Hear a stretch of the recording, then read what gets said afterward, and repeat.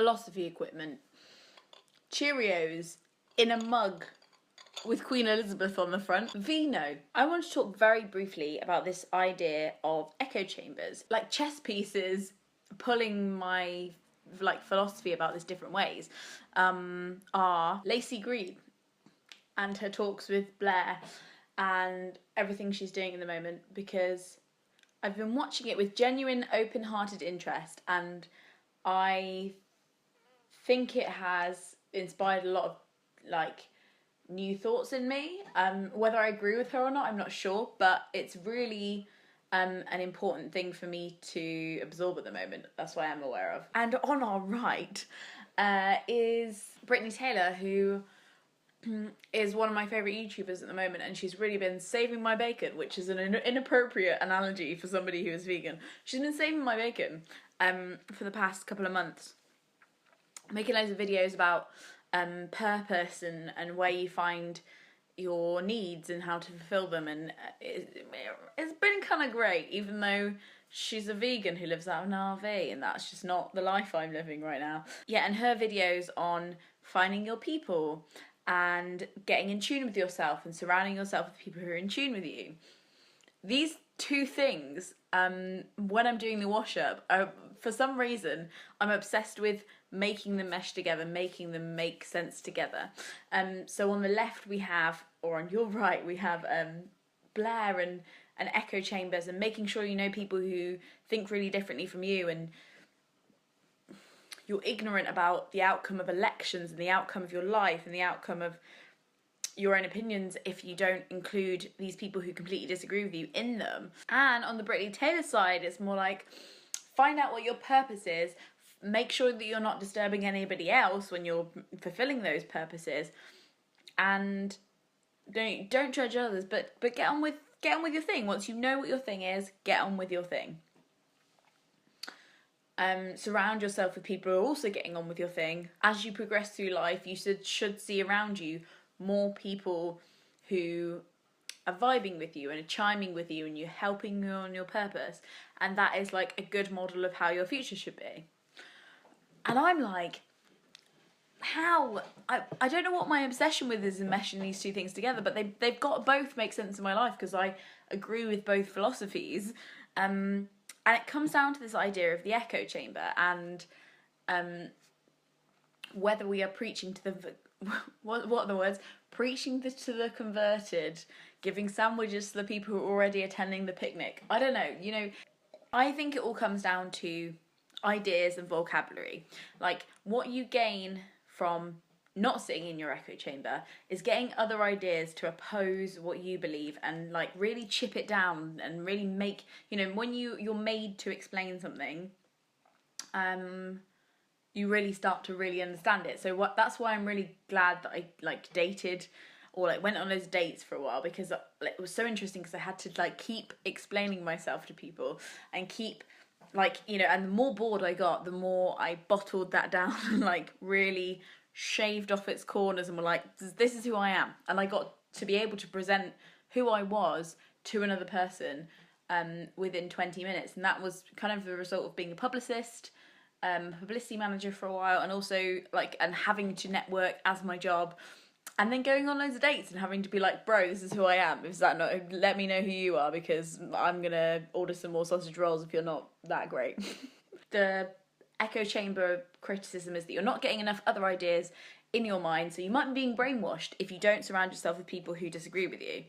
I don't know how much I believe that to be really true.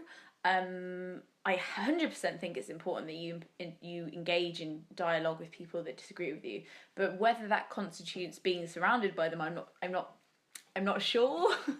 And then on the other hand isn't action, it's vocabulary. It's how you put that into words with other people.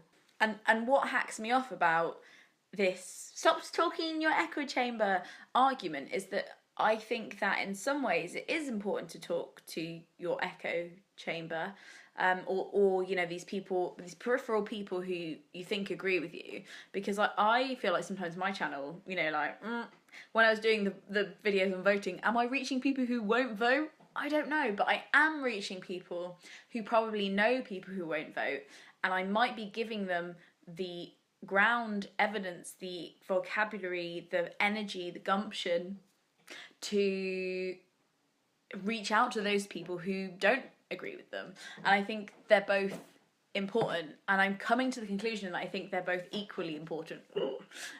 Correct me if I'm wrong, but I think the people that have helped me most, who I found online, have been the people who do definitely agree with me. They're people that are similar in sentiment to me, but they might be doing it in a different way or explaining it in a different way. Or I can often say, like, you know, I never want to take responsibility for somebody else saying that my videos help them with their life. Because when people message me and say that, you know, there's always a crossroad of what to say. It's always like, I'm really glad I helped you change your life. Or you go, I think you would have changed your life anyway, but I'm glad that I was there for it. And that's really what I feel a lot of an echo chamber is.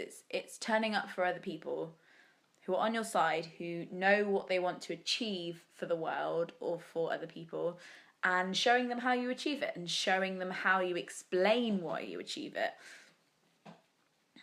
And I've definitely been given the vocabulary by other people on the internet to explain my ideas. And that doesn't mean that my ideas aren't my own, because they are.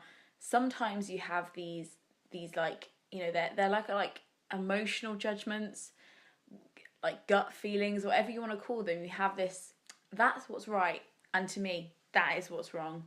And it feels really strong inside you, especially during, we're all drinking wine in the UK, by the way, because there's been another general election, and it was very polarizingly confusing. It was kind of like, I don't know. I feel like I am living between two homes at the moment, and I don't know if it's mummy or daddy who loves me more, but I'm like, can somebody decide where we're living and what reality we're living in? The grown-ups really need to sort it out. Let me summarise how Britain feels right now. That is it. Yeah, I think that on reflection, I've been being really, oh yeah, I know, I've read loads of BuzzFeed articles about how I should live in my own echo chamber and bubble, and now I'm like reaching out my bubble, because only like basic bitches stay in their bubble and only stupid journalists talk to their echo chamber. I don't think that's true. I think that it's really important to make content or surround yourself or make your social circles indicative of the kind of beliefs that you have and the kind of ways you want to explore that more deeply. Because it's okay for me to say, okay, one of my fundamental beliefs is you shouldn't own that much stuff. I think stuff might be a con. I think we should own less stuff. That's one of my like current philosophies that like applies to time and energy and money and stuff. But how do I fulfill that? I'm not sure, and to what extent, and how much, and in what manner. And that's when I need my echo chamber for me to go into the echo chamber and be like, hey, we already have the same gut instinct of what we want to do, or how we're going to make ourselves feel human. And I need help to do that. And in that, I need my echo chamber, because I'm already sure of my belief and I want to follow down the path.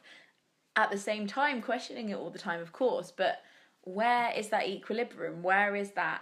I want to hear somebody else's opinion because I want to make sure that mine is correct, and I'm open to being persuaded otherwise, and I don't attach my identity to who or what I believe. That's a daring road to go down, and I think it's an important one for everybody to go down very regularly.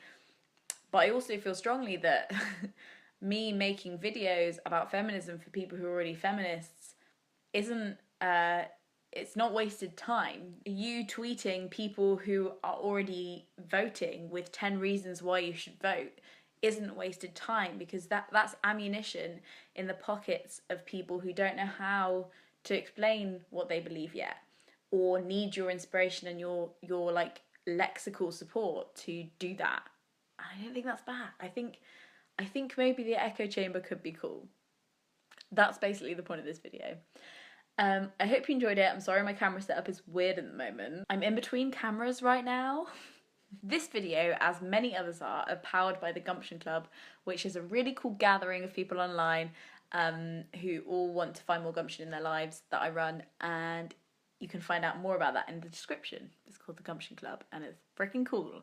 And I do stuff like live streams really, really often into there, hopefully. I do giveaways every week for really cool books and stuff that I have that I think is cool. Thank you for watching. What do you think about this echo chamber thing? Have you been watching the Lacey Green stuff unfold, or have you been watching more stuff like that where it's people stepping out of their echo chamber, or do you stay in your echo chamber and feel guilty about it? Tell me the things. Always serve the things. Serve me the things. Frog's not out.